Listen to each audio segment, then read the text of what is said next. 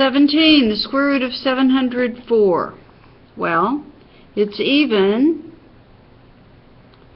so we divide by 2, and we get 352 divided by 2, and we get 176, and we divide by 2, and we get 88, and we divide by 2 again, and we get 44, and we divide by 2 again, and we get 22, and we divide by 2 again, and we get 11. So we have 2 times 2 is 4, times 2 is 8, times 2 is 16, times 2 is 32, times 2 is 64. The square root of 704 is the same as the square root of 64 times 11. But wait, there's more. The square root of 64 is 8. 11, of course, is prime.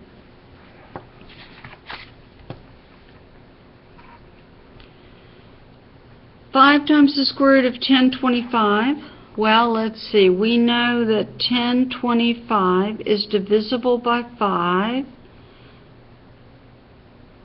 205. Still divisible by 5. So that gives us 41. Is it divisible by 3? No. 4, no. 5, no. 6, 7, 8. Wait! 41 is prime. So 1025 is 25 times 41. 5 times the square root of 1025 is the same as 25 times 41. The square root of 25 is 5. So now we have 5 times the square root of 41. 5 times 5 is 25 times the square root of 41. And that, ladies and gentlemen, is our answer.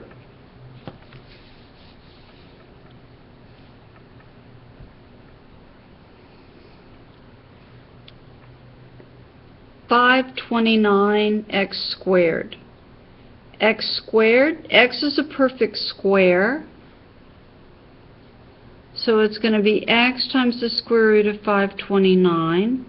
Now, if you're on my number sense team, or you've memorized your squares through 25, you know that 529 is also a perfect square, and the square root of 529x squared is nothing more and nothing less than 23x.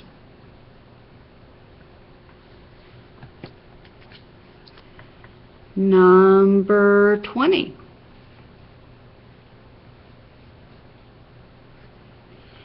-3 times the square root of 60, x to the 7th, y to the 4th.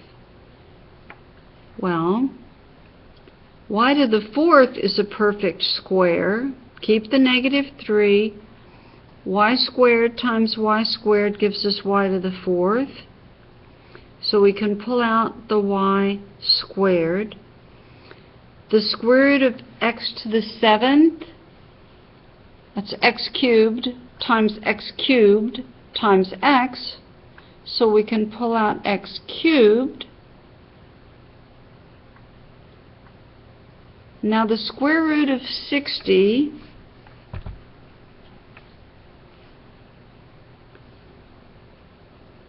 if we factor 60, we have 2 times 30, 2 times 15, 3 and 5.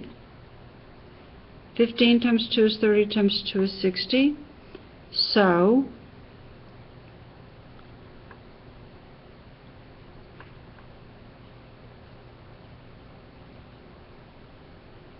we can pull out a factor of 2, the square root of 15. That's a little messy, but I think we can kind of clean it up a bit.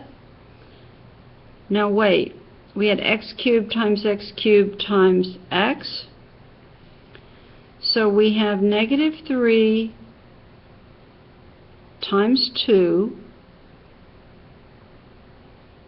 times y squared x cubed times the square root of 15x. Negative 6x cubed y squared times the square root of 15x. It's messy, but it's there. That's our final answer. And we only have 2 problems left to go. They are interesting problems.